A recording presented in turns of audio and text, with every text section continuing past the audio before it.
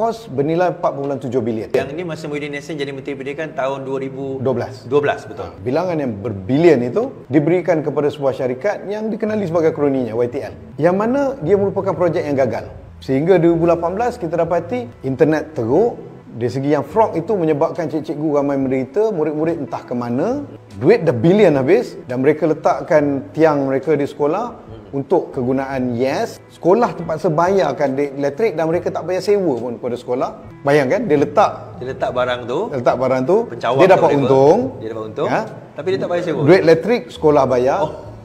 Walhal dia dah dapat berbilion. Ya, betul. Kemudian mereka tak bayar satu sen kepada sekolah. Untung niaga macam gini. Inilah di antara jenayah Muhyiddin Yassin.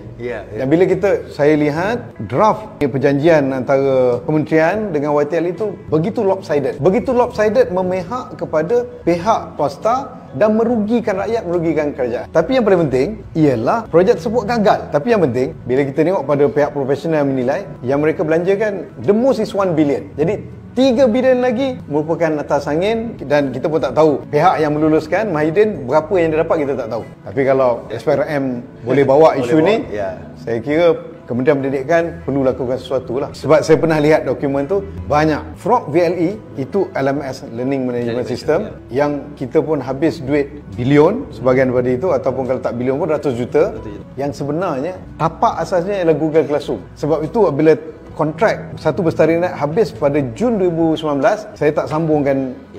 Google Classroom zero cost, free. Waktu tu Perdana Menteri tak percaya. Saya kata free. Saya tak boleh nak salahkan dia. Dia terlalu tua untuk memahami benda ni. Tapi saya kata tak boleh. Dia kata, oh, tapi Muhyiddin kata dia kena bayar. Saya kata, Tun, kata, I know all this thing. 5 kali meeting dengan dia, dia nak insist supaya saya sambungkan kerana Muhyiddin setiap hari pergi dekat pejabat dia. Dia katalah setiap hari ngurung dia kata. Mengurung ni macam selalu datang. Mungkin kalau tak setiap hari pun, tapi selalu desak, buang Mazli sebab Mazli degil tak nak sambungkan YTL. Yang ini yang kita nak bawa, kenapa dia pecat? Itu saya dah jawab lah. Maksudnya kerana saya nak selamatkan duit rakyat. Saya tidak mahu keterisan berbilion duit rakyat tetapi servisnya teruk ataupun servisnya merugikan. Jadi I have to stand on my principle lah. Jadi 5 kali pertemuan dengan PM pada waktu tu, saya waktu jadi Menteri Pendidikan, dia suruh saya sambungkan. Saya kata tak boleh kerana kita dah appoint 4 komiti berbeza, termasuk dari dalam KPM sendiri, wakil universiti, pihak swasta, semua untuk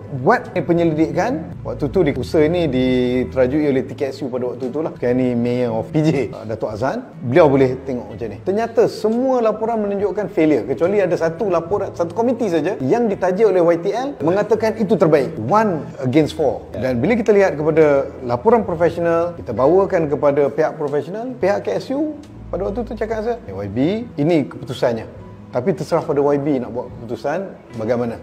Tapi kalau nak cakap tentang profesional, is a big failure. Perjanjian very lopsided, kita merugikan duit rakyat, dan kalau kita sambung lagi, dekat situ akan timbul isu integriti. Tapi dia kata saya serahkan kepada kebijaksanaan YB untuk buat keputusan. Saya tahu tak mudah dan saya tahu risiko yang saya terpaksa ambil waktu tu. 5 kali kena panggil dengan Perdana Menteri.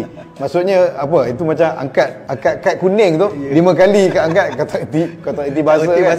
But this is why I join politics in the first place. Untuk kita dapatkan good governance. Saya balik pada UK, simpan dalam hati supaya Malaysia menjadi negara yang maju, negara yang mempunyai tata kelola yang bagus, bersih. If this is the price I have to pay, let it be. Sehingga bila cuti bulan 12 tu, ketika sedang bercuti, dikirimkan email daripada Perdana Menteri, itu saya rasa bukan dia punya. Dia pandai, dia suruh orang lain buat lah kan. Memang style dia lah. Menyatakan 5 sebab utama ialah berkaitan YTL, Bestari Net, Frog VLE semua tu. Termasuklah kasut hitam lah, jawi lah apa tu. Saya tahu itu hanya sampingan dia. Tapi the main ialah tu. Jadi dia kata minta saya letak jawatan. Pada saya okey lah. If I cannot work, when my Prime Minister doesn't want me to work with him anymore, I have to be gentleman. Ada orang kata, kenapa letak jawatan? Konon nak buat macam ni tapi letak.